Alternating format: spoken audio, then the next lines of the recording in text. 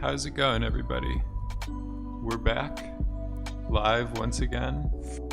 It's Monday, June 1st. We're gonna keep going with the Shockwave effect. We'll get started in a second. So, gonna be going over adding some more detail and stuff like that to things. So at the end of the last stream, I still wasn't completely happy with just the overall like amount of breakup and stuff like that we were getting when we were just relying on the vortex confinement. So we'll be going over a little bit more techniques and stuff like that. And then just overall, I did some other small like improvements on the animation and timing and stuff like that of everything. So these were some quick preview results or whatever of just making some small changes. So we'll go just through this file right here.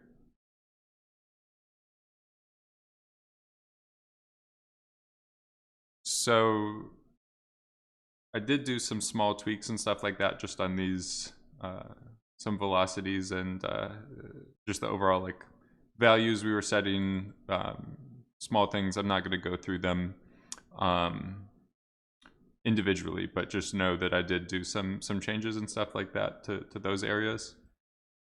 If you look at the difference between these two files yourself, you could compare them or whatever. So this was one of the things that we spent some time going over yesterday. And this is, we remapped or shifted, like keyframed the time, the global time scale. And what we were doing was we were adding deacceleration.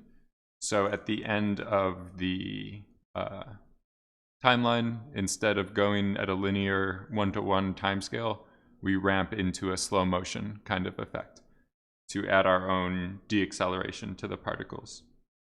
What I was finding was that this was creating a few problems. One was that like everything keeps adding velocity and smoke and stuff like that. So even our domain would need to be quite big. I can turn on the mountain so you guys can see that. Something happened with my lighting. Maybe this is like thanks the wireframe is making shadows. So this was one of the things that I was realizing might be an issue, was that like our particles keep going almost forever or outside of the terrain. So I added another wrangle down here that allows for, I'm just going to put this before the P scale so that the points are a little bit bigger. So this looks at the ID attribute of the particles and compares it to this slider that I added a keyframe to. So it looks and just says randomly delete this percentage of the particles over this keyframed value. So I was just adding a ramp here to say by the 1 second into our animation, or the 25th frame, delete all of the particles. So we basically have our initial burst where all the velocity and everything like that happens. And then everything kind of settles down and just the smoke solver does its thing with the velocities. But I found that it was not only like our domain, we can get away with that being a little bit smaller, but it was also just making things look cleaner overall. So like this is an example of the new one. Just looks a little bit more expected with, I was doing like a cinematic kind of very widescreen, wide frame aperture kind of style. So if we look at that and we compare it with, I'm just trying to find the results from the previous session.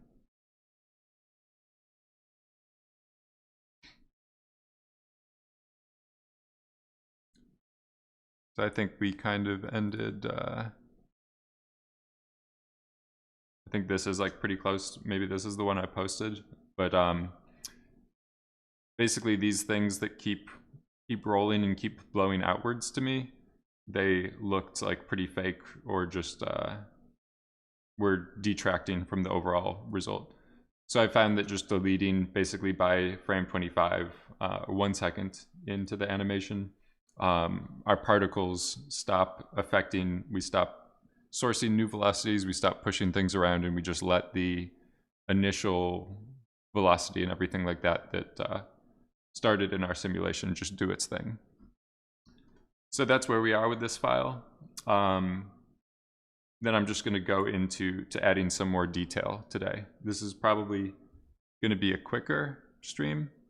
I'm a little bit more limited with my time today, so it's probably just an hour or something like that. So right now we're doing our sourcing.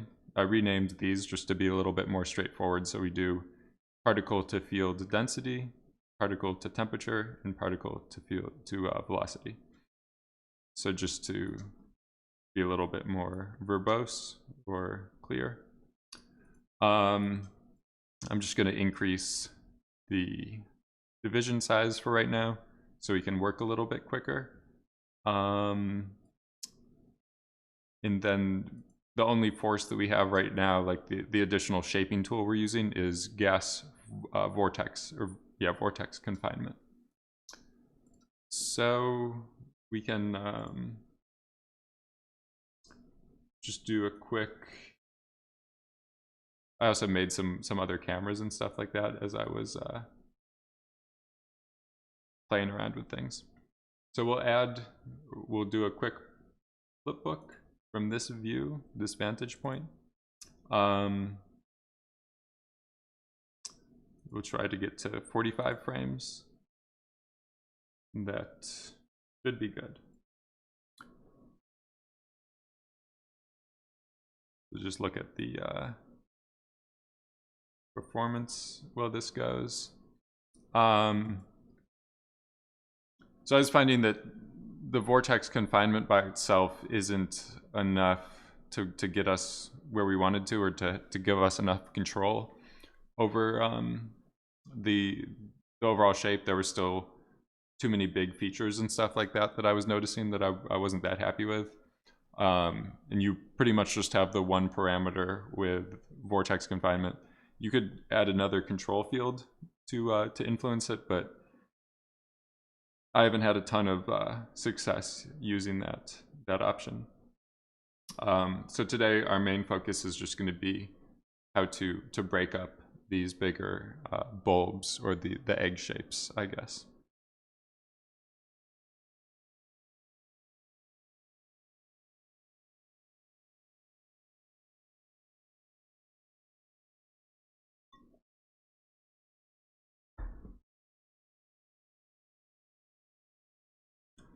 So you can see even with this lower resolution, or just already like 8 frames into the simulation, we're already getting some big pressure fronts.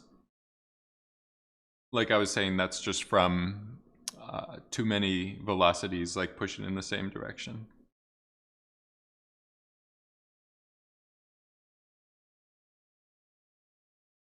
So we were doing some things with particles in the previous streams to add some in front of these, blowing the other direction. Today we'll be looking into the gas disturbance node that kind of does a similar effect, but you don't need to create the particles. It will do it. It will generate a noise field in the simulation that can be useful to eliminate or to break up or add detail to these. Disturbance is basically, it means a special kind of noise or a very high frequency turbulence, so that each cell or each voxel of the simulation gets a different random direction added to it. And then that can break up or disperse or disturb, that's why they call it that, these features to make them, fix them or make them smaller or whatever you want to call, make them better, make them look better, I guess. So this maybe frame, we'll let this get to frame 20 and then I'll stop it. I just want to move a little bit quicker today so we can get everything in. We'll probably just be going for an hour.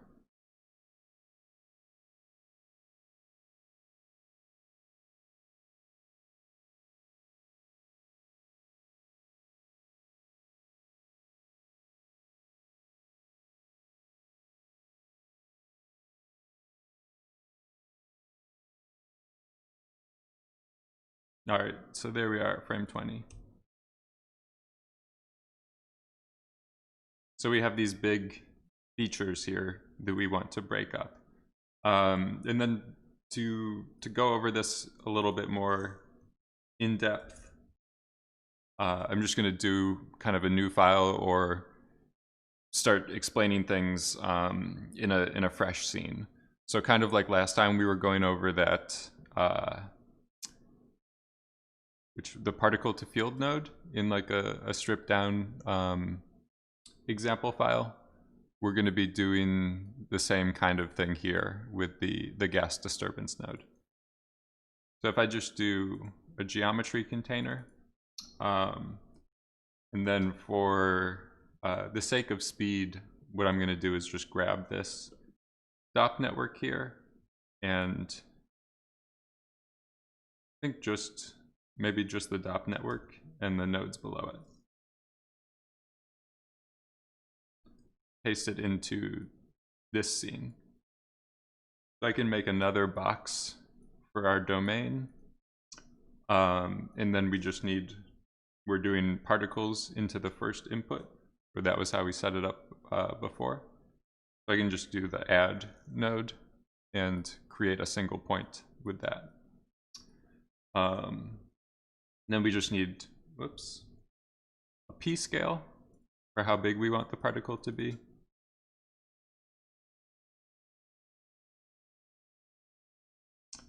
Maybe 0.05 is a good starting point.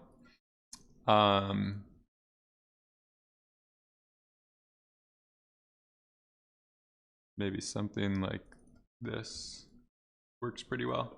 So I'm just going to do a very basic like smoke plume rising scenario. So we'll start with a bigger voxel size just to set things up. We don't need terrain. We don't need this shaping stuff. We don't need velocity, but we'll keep those other two.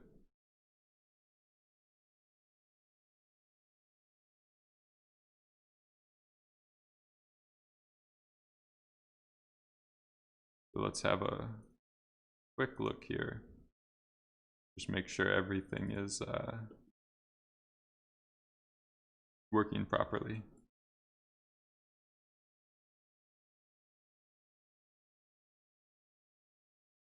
Okay, so these guys I still had looking for their corresponding attributes. We can turn that off. And then my buoyancy, I set that to the negative number in the other scene. So for this, I just want it to go up like a rising smoke.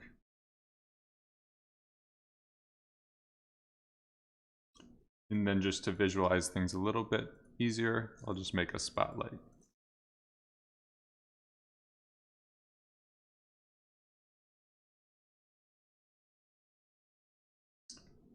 So this resolution that we're working at now is still a little bit too high.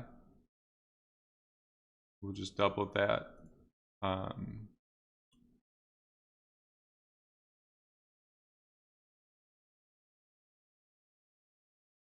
For whatever reason, whenever you're inside of the DOP network, it doesn't show the lighting information. It's a weird kind of bug or whatever. But I don't know. I haven't found a good workaround for it, but we'll just keep going. So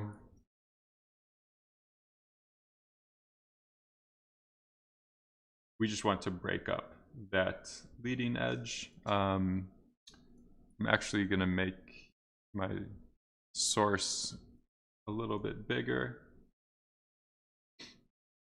You can see the problem that we have there with just the temperature causing all of the velocity to want to go in the same direction. And we'll just kind of try to find the best way to fix that. So one thing that the smoke solver or smoke object creates, if you look at these fields, is a pressure field. And this inside of the smoke solver is something that when it applies its simulation, it does like a non-divergent, or it figures out velocities which conform to like proper fluid dynamic motion. And the pressure field is part of that equation that it outputs for us to use, which is pretty nice. But for whatever reason on this visualization, they don't let you look at it. So it's a little bit frustrating in that manner, but we can set it up ourselves to look at it. So if you do, it's a scalar field, so we can just do a scalar field visualization. And then these guys are a little bit funky to plug in. So you can just do a scalar field into the object, the DOP object like that, and then these green inputs into here. So these things, you could set it up like if I wanted to look at temperature, I just type in that data name, do show guide geometry, and then I can set up my, should be able to set it up like this. So it might be getting overridden with that. Let me try, whoops. Let me try density.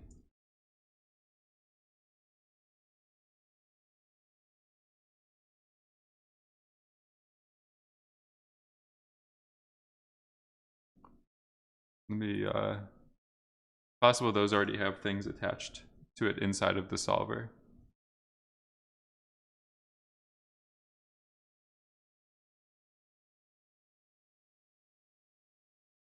All right, I think we're good.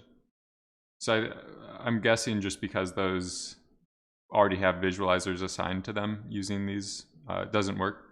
But because the pressure isn't set up that way, we can set it up like this. All of these values get ignored by the solver. So we don't need to worry about like setting, it doesn't change the voxel size of the pressure field. We're just using this to attach the visualizer. So if I look at, change the range of this, then this will change the minimum and maximum values of our pressure field. Maybe I want to turn on temperature again, just so you can see what's going on. So it's showing which areas have high pressure. And if you look at the visualization for the minimum value of the range, if we go the other direction, you can see that there are negative numbers. We can even go a little bit smaller. There's negative numbers in the pressure field. So you have positive and negative pressure essentially for where things are getting, like you could think of this as where things are getting displaced. Like this is pushing outwards, so it has positive pressure, it's going up. And then stuff down here is getting like blown and flushed back into the velocity. So it's getting negative pressure because it's kind of getting sucked in and upwards. So that's a good way to to kind of think about what this pressure field is doing, or what it's visualizing or just representing. And it doesn't affect the motion of the fluid simulation at all. It's purely just like a byproduct or another result of the equation and stuff like that that's happening. Yeah, so this is a pretty good, it's kind of hidden, like I was saying, but you just visualize it like that. So if you go into your smoke solver, then if you go to the, I think they moved some stuff around on me here. If you go to this multi-grid, these guys will actually give you the pressure field, and you can find the little tooltip for it there. Or if you go into the Houdini help documentation and look up this node, in my case I'm doing OpenCL, so it's actually using this node or this one here. But they all do this pressure field that's, you can basically say it has the tooltip there that's the pressure required to make the velocity field divergence free is output into this field. So it's just an output, it doesn't have any effect, is kind of what I'm saying. So that's, just hide that for now, but that's something that we have as part of our fluid equation, or fluid simulation. So if we look at the gas disturb node, this is a new layout that they did for it in version 18, so it might be a little bit confusing to some people. But we'll just go over it pretty quickly. So I'm going to get rid of my source for right now and just plug this into the same input. And then I'll just go into and turn on my velocity field here of the smoke object. Under advanced, I'm just going to set this to use OpenCL as well, because this is generating, it's going to generate a noise force and all of that random, to synthesize the noise values, it's faster to use the GPU.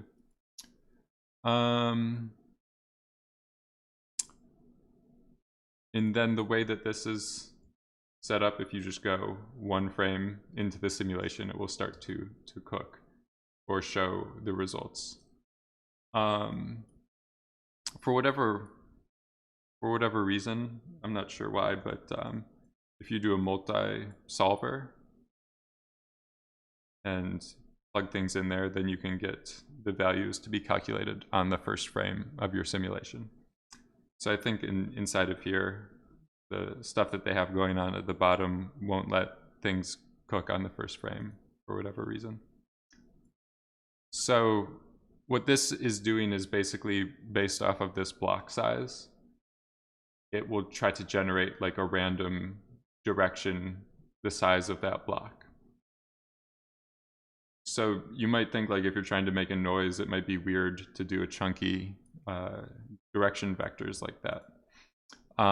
But for fluid simulations or grid-based stuff, it's actually a little bit more useful, or can be a good idea to do things that way. So you kind of see what I'm talking about there, is like you can see the bricks or the blockiness. So because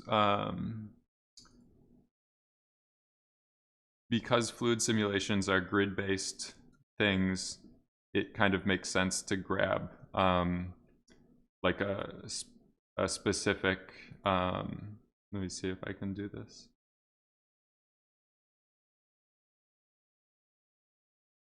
Okay, there it is. So you want to get like a block and send it in a certain direction, and then the other block you want to get and send it in another random direction. So this is better than generating like smooth noise functions that gradually interpolate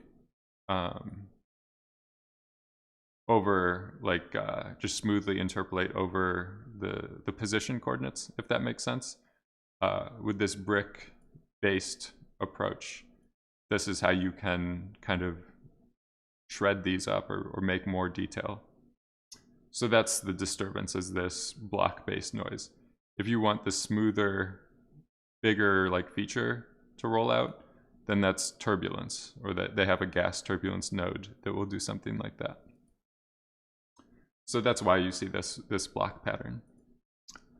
And then strength is just how much velocity we're using. Continuous, if you look on this tab, what this does is it basically constrains the block size to be the size of your divisions or your voxel size. But I usually like to use block-based to be able to control the frequency of the noise, essentially. I don't usually touch these bottom three. Lacunarity and roughness are coupled in a way that they're both changing the like rigidity or the smoothness of those, how these additional octaves get blended in. But for the most part, you can ignore those. And pulse length is just how quickly to update the noise results. So if I go very small, you see that these things are swimming around like a static TV or some, I don't know, like a noise that's constantly updating. I'm just going to turn off the solver. So you just see the raw noise without any other math happening. So you see that this pulse length, things don't update that quickly. The longer the pulse duration is, the quicker the pulse duration is, then stuff is updating more frequently, I guess, is a good way to think of it. But for the most part, I don't know, you don't need to use that. You don't need to be worried too much about the pulse length. The main things is just this strength and block size.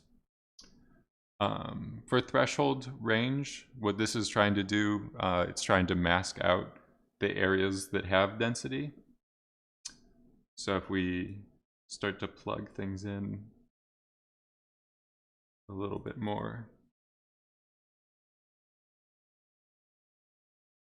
it's basically, I don't know how easy it's going to be to see this. It's going to try not to interrupt things that are inside of, that have density in that, above this threshold. So if you kind of see what's happening here, is it's saying anything that has a density value of higher than 0.05, don't disturb that region, essentially. Because it wants to disturb the empty space and then let the smoke run into it, instead of trying to like push this kind of stuff outwards, because then things get a little bit fuzzy. So go back down to a lower division size just for our overall simulation. Go into our gas disturb, and maybe, so if our division size is 0.025, I'll usually do something like double or a little bit more than double the division size of the simulation with this block size. And just see what happens here. So we go up, we just have our higher density visualization stuff happening here. I might need to turn off this resolution. It might just be that our simulation is a lower resolution. Then I'll just pin the view up here, so you can kind of see what that disturbance does if I have it on or if I have it off. Then strength at 5 might be a bit high. We can turn it down a little bit, and you can see then it just has a subtle effect. So this is what that strength can kind of do. But right now, if you look at this visualization, what we're doing is disturbing everywhere uniformly, which is kind of especially like causing the bottom area to fuzz up, especially if we go into higher numbers. Everywhere is getting disturbed or kind of ripped apart. So everything is just getting mushy, essentially. So what we can do is use this pressure field and only apply disturbance in that area. So we'll just go into, there's too many things going on. We go into disturbance and under control field, then I can type in pressure. And if you remember under this visualization, we had to do this mapping or whatever. We could copy that parameter, or we could just copy and paste these values. So I'll just do copy parameter and then paste values.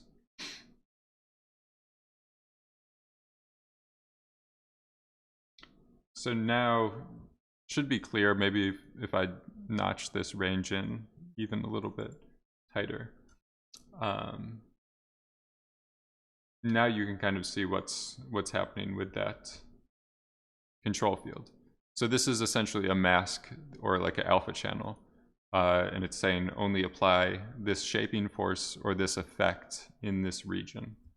So it's a pretty good way to work, or it's a pretty advanced kind of way to dial noise in for specific regions or areas of a simulation. So let's go back up here. Then you can see we're just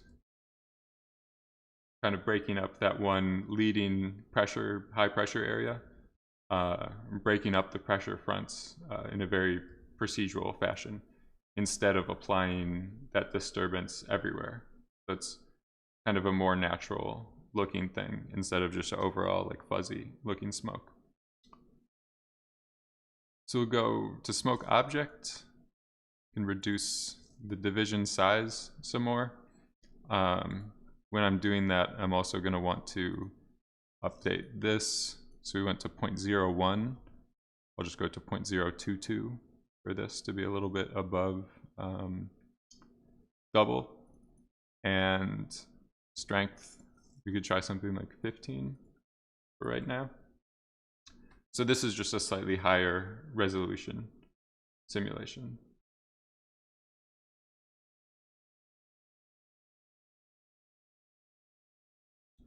So I'll just save this in the stream folder. This is going to be the first. This will just be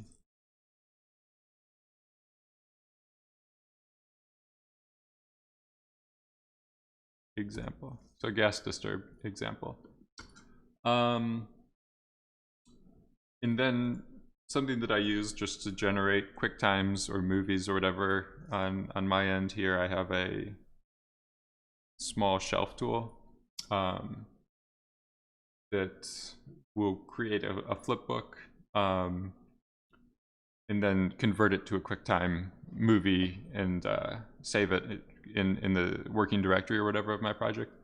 So I use it sometimes just to make a bunch of wedges, or if I don't want to have a bunch of mplay windows open, if I just want to save a bunch of movie files to disk pretty quickly, I use that tool. So that's what I'm clicking up here, is just this button is basically saying create a flipbook movie for me.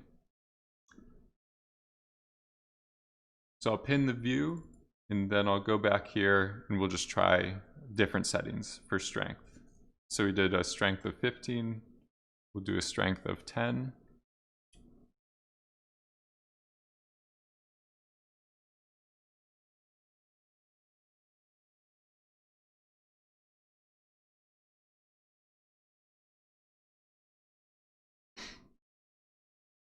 So I'm just pulling up the flip book from the previous setting. And then we'll do a strength of 5.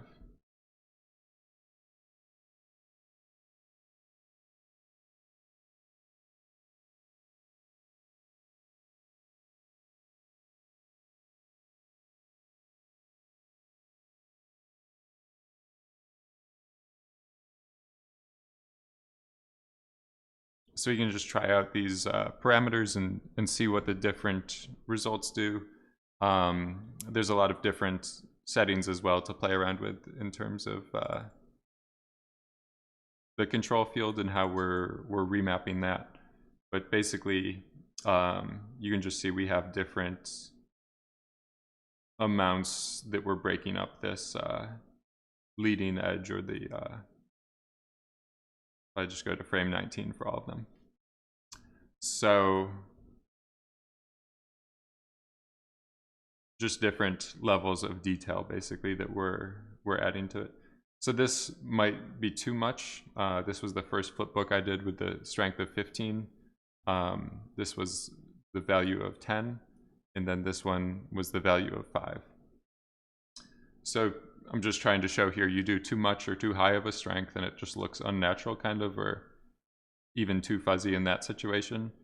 And this one here is kind of a better area to be in, where you still see some rounding happening, but there are features getting ripped off.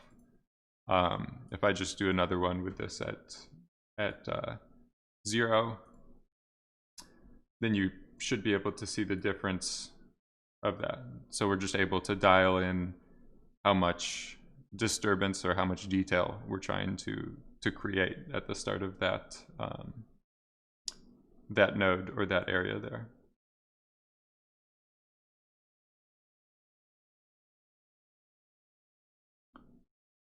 So I'll grab that QuickTime. This one's at frame 19. So we have 15, 10, 5, and 0 to get the different range or whatever.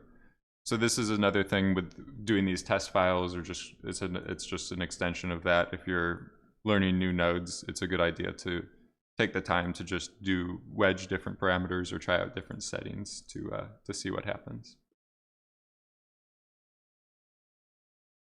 So close that file for now.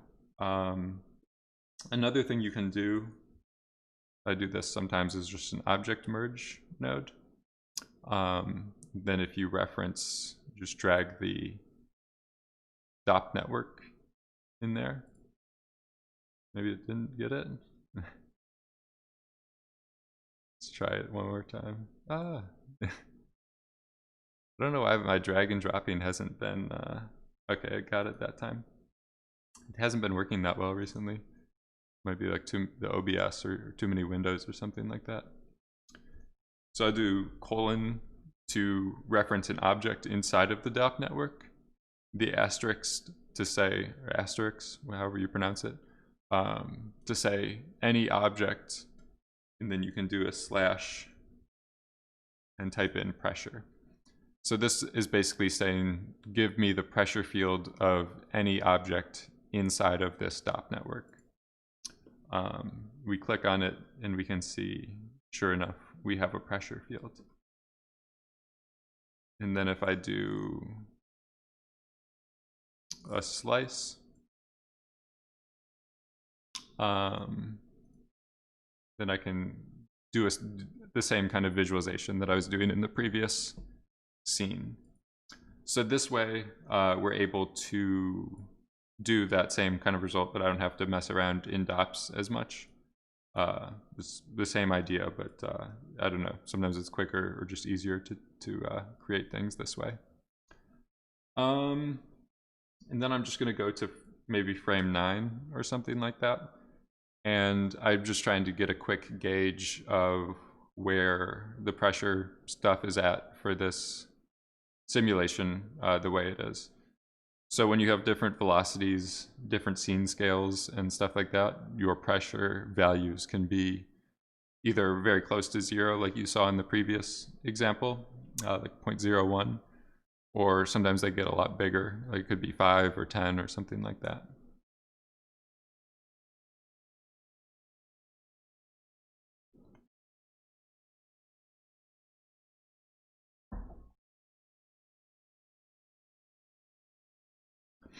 So it's just running the same simulation as we did before, and it will just go to this frame number 9, and then we can inspect some of the pressure values of the different areas of the simulation. So it's at frame 7 right now. We'll just give it a couple more, 1 minute or something like that.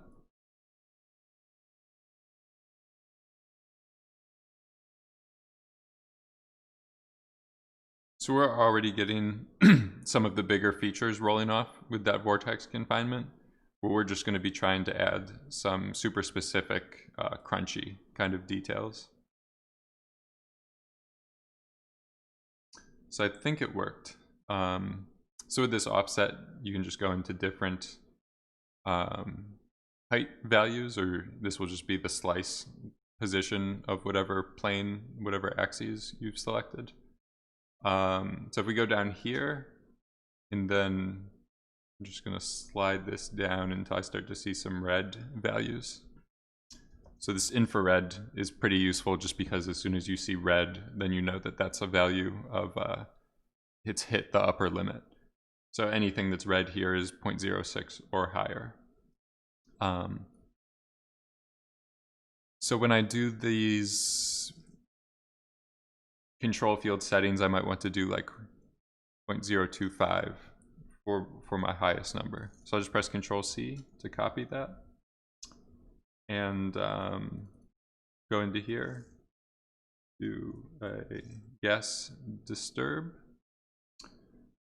Control, paste that same value in, and we want to use pressure. Under advanced, I'm just going to grab that OpenCL again, link it up.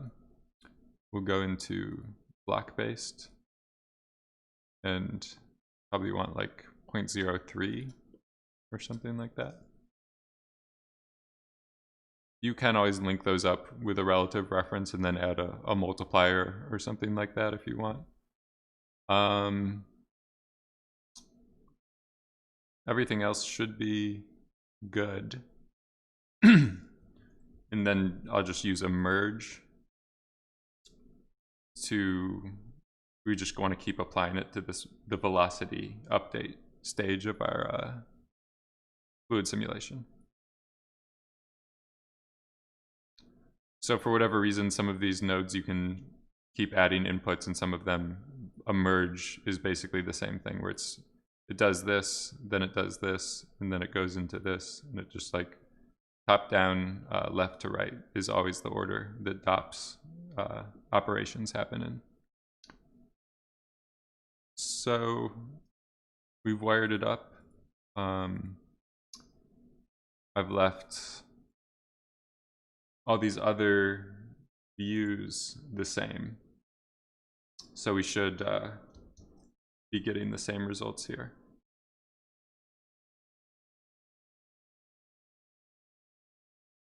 So it's just going to overwrite this mplay session. But we'll have the forward and backwards frame comparison to be able to check just how much it's working compared to our like base level test or whatever without this force applied at all. So you can see already it's a little bit different. Could be better, could be worse. We'll see.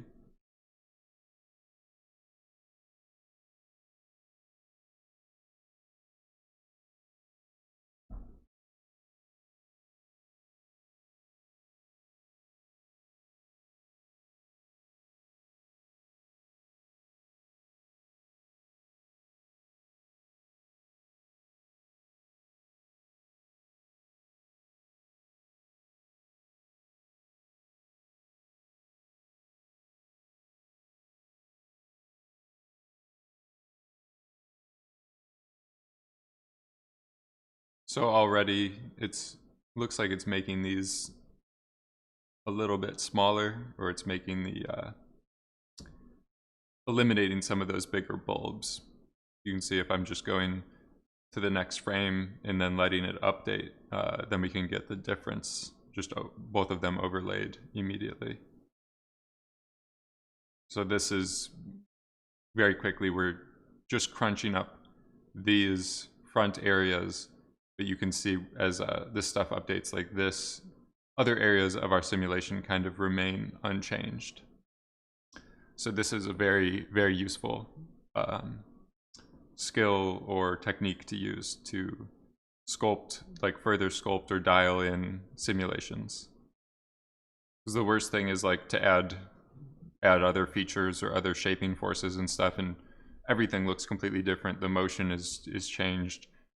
Everything's ruined, and you're like, do I use it or not? And those are your only options. But with this, you can dial things in and selectively apply stuff very, very usefully and get really good art directable results that way. So you go from these big bulbs, boom, more detail. Yeah, it's kind of, I usually save it to the end for my workflow,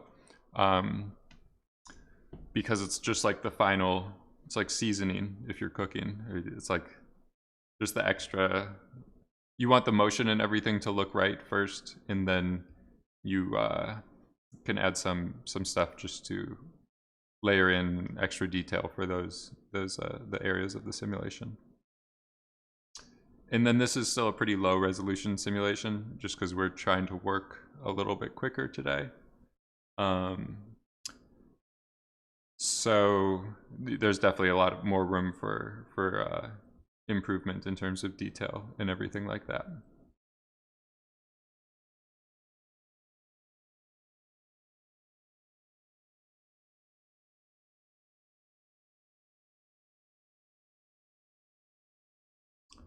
So the value that I did of 25, just the default value, it might even be too high or too much for this situation. So I'm just gonna disconnect that. So this frame, this window will still be available as a comparison for us. We'll go of just half of that for 12.5.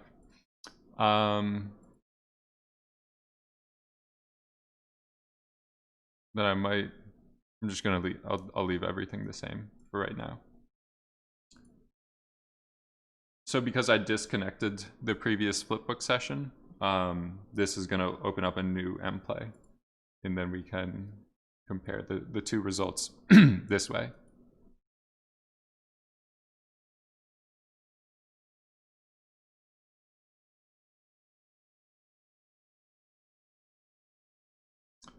The collision can be a big part of what's making this take some time.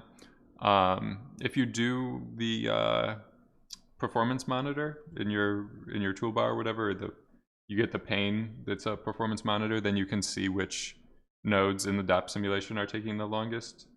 You can also look down here, like, and just visually see it's kind of particle to field is sometime. That means it's doing the particle conversion from particles to volume or whatever. But the build collision mask you can see pops up for a portion of the time. And then just overall, like the advection and the rest of the motion of the fluid equation takes some time.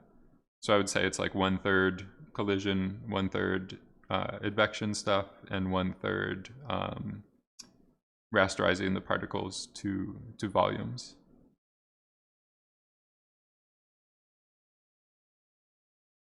So if we start to compare these just side by side, what I was kind of thinking is just that these shapes here are already looking a little unnatural. Like if we were the ones that I was showing earlier of the different strengths when it was, so I'll just grab it real quick. When this guy was set to 25, or maybe I was using 20 here, at a certain stage, too much of this stuff is just ripped up and kind of left behind. So with less, we go down to the one that had just a value of 5, maybe. Then you kind of start to get more of like a cloudy, I don't know, natural kind of looking thing. So look at these 2 frames here. Just depends how much you want. It's kind of up to you.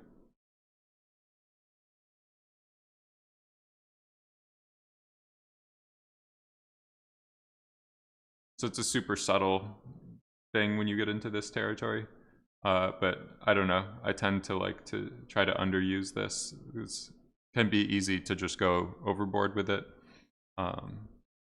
and really like slam it on, and before you've dialed other things in, and then you just get a very mushy, like blocky, fuzzy looking simulation.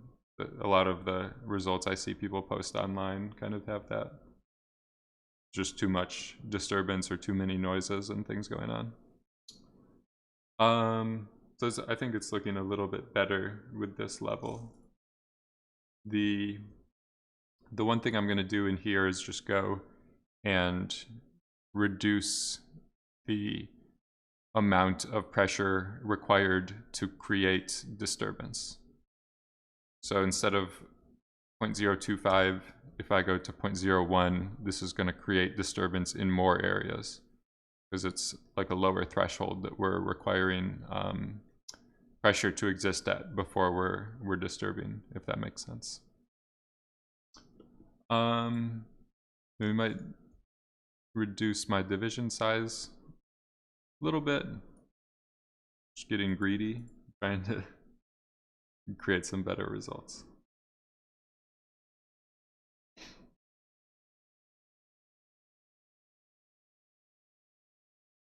Like I said, this stream today is probably just going to be an hour, so I'm just going to finish up doing these testings and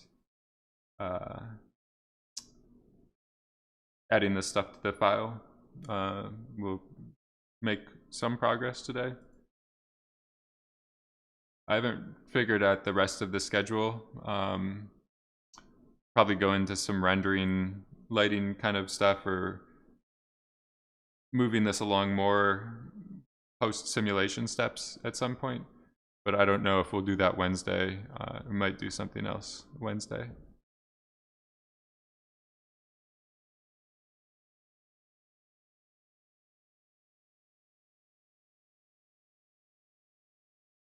So I was making that decision kind of like certain areas here were getting crunched up quite a bit, but then these areas were getting left untouched.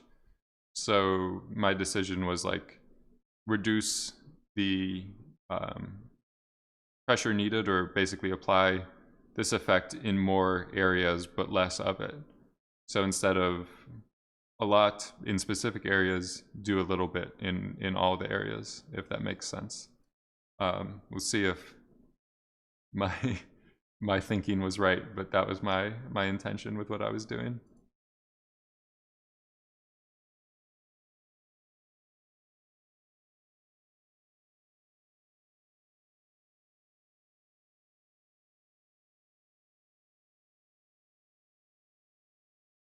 And then with that performance monitor stuff, it's also possible, like I think you can export it even as spreadsheets or text files or documents like that. So if you're a real technician, or you're really into that scientific data and stuff, you can like print it out and get your clipboard out and make comparisons and things like that. But usually I find just looking at the information that they print out at the bottom can be useful for the most part. If you're like building a tool and really debugging things and want to get into the details, then it can be useful to go into that performance monitor.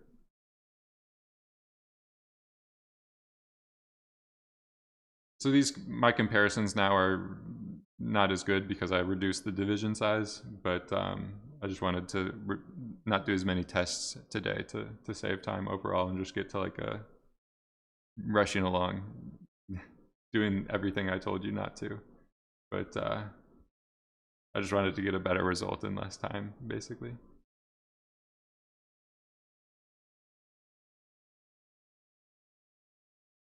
So it's kind of a balance of doing things with particles to add additional noise. Sometimes you might add turbulence as another shaping force, and layering those together and then just applying enough of each one to get the effect you want.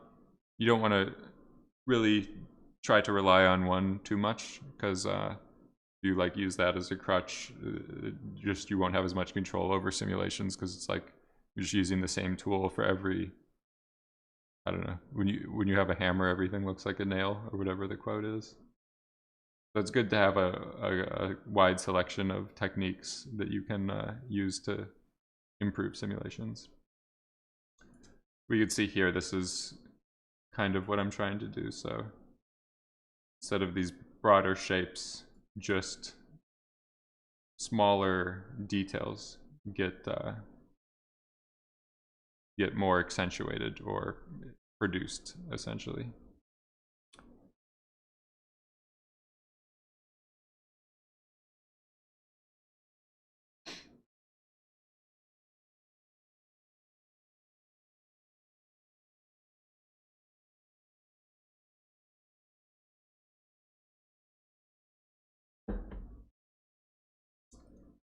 And if everything's dialed in or happening the way you want it to, you get really nice, like, evolving shapes where these broad pressure fronts are always existing, but they're always getting just enough breakup to peel them off. So just enough stuff is happening to produce little kind of subtle details and things like that, but not too much is happening that's like completely destroying the underlying broad shape. And that's like the range, the ideal range that you really want to be in. It's a very hard balance to reach sometimes. A lot of simulations, like, different things are moving at different speeds, but when you find that zone of like just enough that isn't too much to destroy features, but enough to be noticeable, that's the range that you want to be in.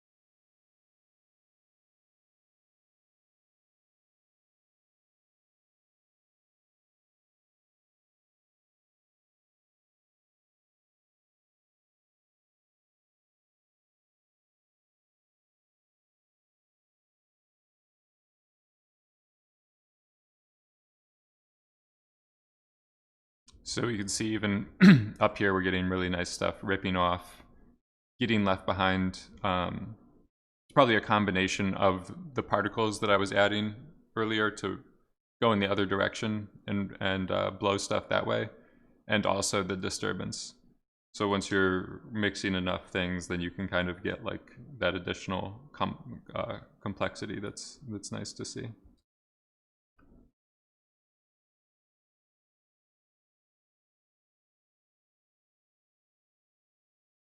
I forgot to put this thing on top.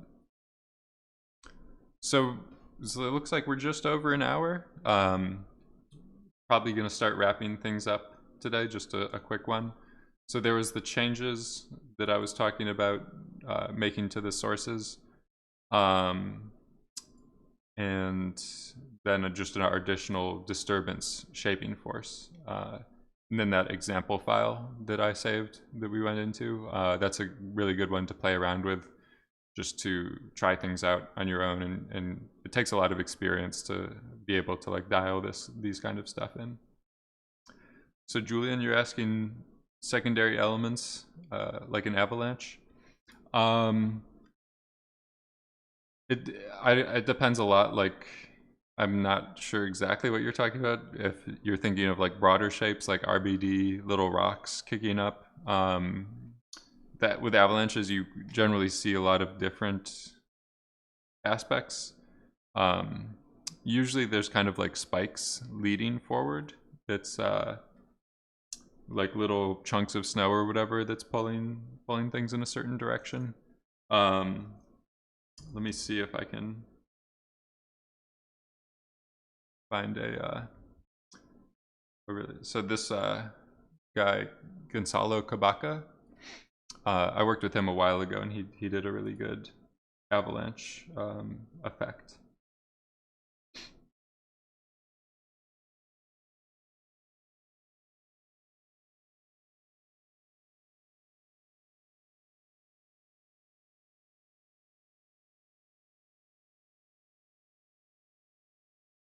So that's the kind of stuff that I'm talking about, is like RBD and debris and stuff like that. So if you do an actual RBD simulation and have that stuff blowing around, that's the main thing. Just to do, that's the biggest step that you need, obviously. But you would want to use this as a velocity source. You could do like an additional particle source, and then also emit smoke and things like that. So you can see, combining them here, there's like little spikes and stuff like that. So I don't know with this guy, if I were to roll some rocks with my particles, I don't know what the best way to do, maybe like actually fracturing a circle in the middle, and then just doing a packed RBD simulation with like outward trajectories on all of those. That might be a good way to approach that, and then moving to smoke for that step. It's possible we'll branch off and try something like that in the future. I'm not sure. I've also had some ideas of just doing like more abstract kind of effects with this, but definitely like snow kind of things is pretty cool. We could even do one maybe with an avalanche, like higher to lower elevation. Could be more sensible or more grounded in reality. Or it could be cool to do like a bomb avalanche combination is kind of what we have right now. But we'll see.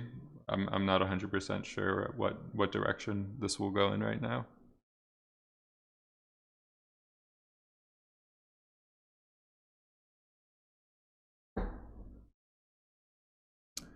So we'll start wrapping things up now, unless you see the boxes. I was trying to hide them. So you're talking about the little. You're talking about my disturbance boxes, or just the individual voxels? So I think I see some right there, what you're talking about. But yeah, that's one artifact or one thing you can get with the gas disturbance. It's possible reducing the pulse length so that it updates more often. That might fix it. I've also been kind of noticing some stuff like that in other, even previous simulations before I added it. So I might need to really dive in and debug it. It's also something to, once you start to go to lower resolutions, you can get into, it's easier to hide them or to fix them, basically. It looks like it could also just be a buoyancy related thing, because there's stuff going, it's all like, it doesn't seem like too much of it is left and right. That might be something we can look into at future streams as well. So unless anyone else has questions, we'll just wrap things up for today. Save the files and put them out.